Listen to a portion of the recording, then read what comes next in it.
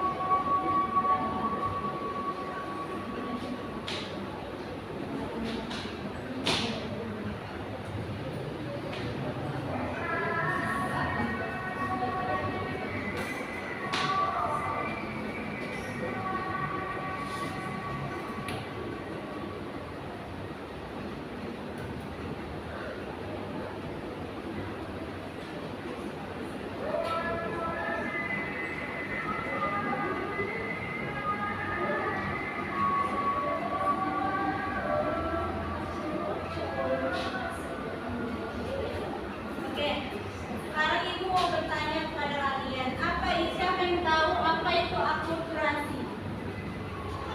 Ya, kepada Noviani. Akulturasi itu percampuran dua unsur kebudayaan dan menghasilkan kebudayaan baru tanpa terlibat kebudayaan lama, Ibu. Ya, jadi dengan masuknya Islam itu Indonesia mengalami proses akulturasi, di mana proses bercampurnya kebudayaan dua atau lebih kebudayaan dan karena percampuran bangsa-bangsa dan saling mempengaruhi. Maka dari itu yang melahirkan kebudayaan baru yaitu kebudayaan Islam Indonesia. Jadi masuknya Islam tersebut itu tidak mempengaruhi, tidak menghilangkan kebudayaan Hindu dan Buddha, tetapi bentuk dari kebudayaan tersebut itu hasil dari proses akulturasi tersebut dan bisa saja dengan bersifat material atau menyangkut pada perilaku masyarakat di Indonesia, gitu ya. Jadi kemudian kita masuk ke contoh-contoh akulturasi. Contoh-contoh akulturasi ini yang sering digunakan pada proses akulturasi itu adalah yang pertama itu adalah Menara Kudus.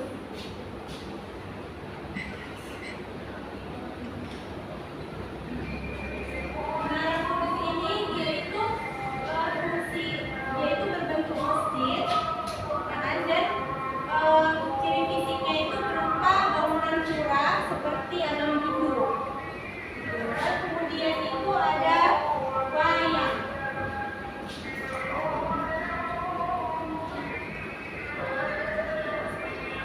Wayang itu adalah akulturasi dari kebudayaan Jawa, di mana itu mempunyai tokoh-tokoh wayang, di mana tokoh-tokoh wayang itu adalah Beledro, kemudian Bagong, kemudian Bagong, Semar, dan Garen. Lalu yang ketiga adalah seni kaligrafi.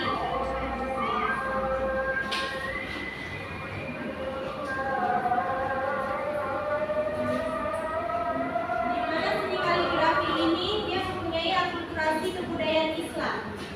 Kebudayaan Islam dari kebudayaan Indonesia, dan itu berbentuk tulisan Arab. Kemudian itu dari bentuk tulisan Arab itu banyak variasi bentuknya. Ada yang bentuk tulisan timbul, ada yang seperti awal, gitu ya. Kita masuk ke contoh-contoh akulturasi dalam bentuk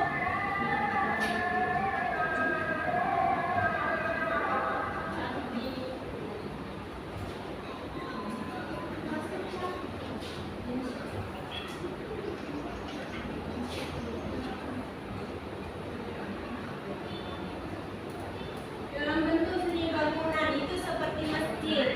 Nah, dalam segi arsitekturnya, masjid ini mempunyai fondasi yang kuat. Kemudian bangunannya itu terbuat dari batu. Terus itu dia mempunyai atap yang berlapis-lapis, dia sampai 5 atap. Dia seperti masjid pada agama Hindu ya. Kemudian ada dalam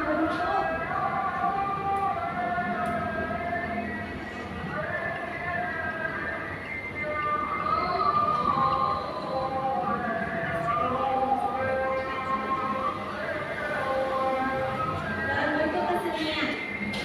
Nah, jadi di sini dalam bentuk kesenian, ini dijumpai dengan alat musik rebana. Kemudian ada biasanya itu dia memakai musik qasidah. Saat upacara adat. Kemudian dia itu dalam bentuk kesenian juga termasuk dalam seni tarian. Seni tarian yang dipakai yang biasa itu digunakan pada berkembang di Aceh, Banten, dan Minangkabau.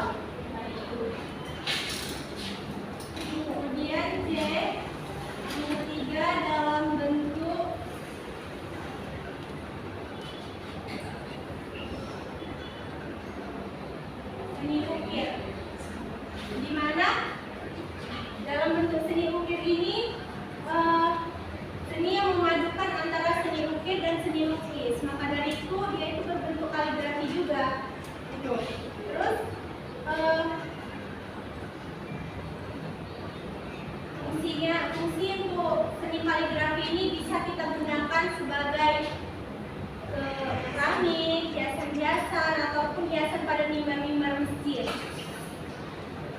Kemudian yang keempat, D.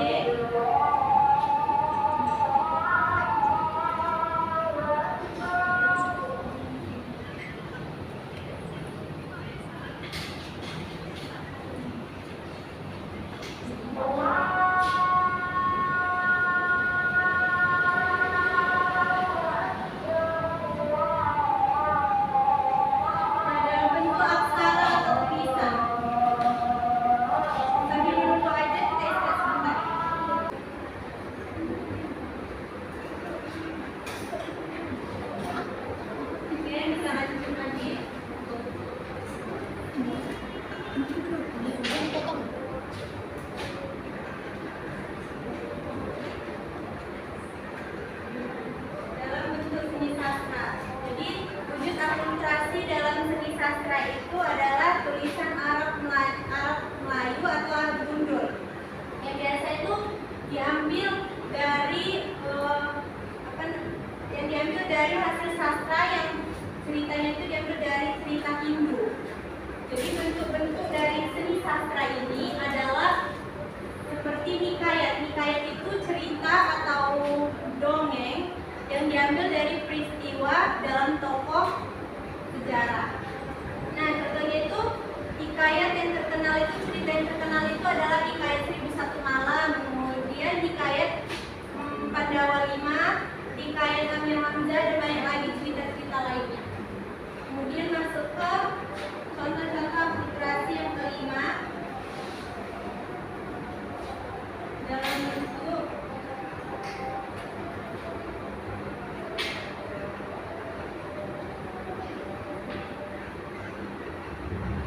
kalender, di mana sistem kalender ini pada dulunya masuknya Islam ke Indonesia itu, masyarakat Indonesia itu mempunyai sistem kalender yang namanya kalender Saka atau disebut dengan kalender Hindu.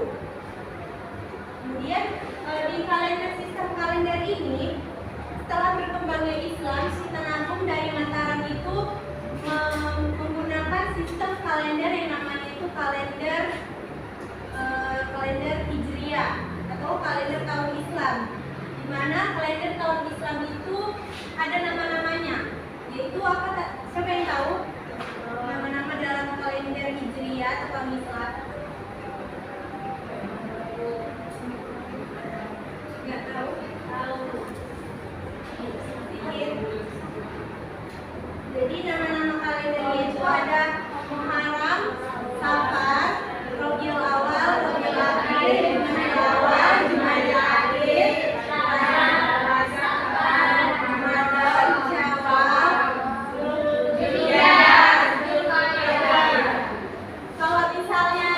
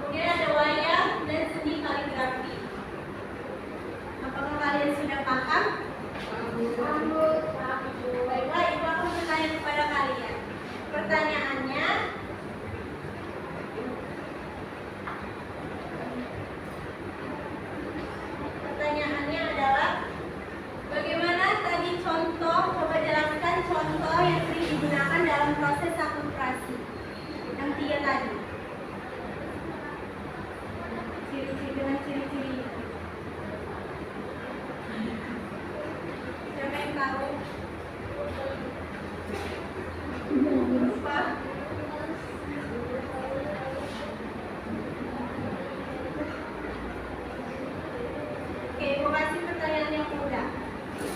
Menurut kalian, apa itu tadi akulturasi? Menurut definisi kalian tadi? Ya, kepada saudari Lesma. Campuran dua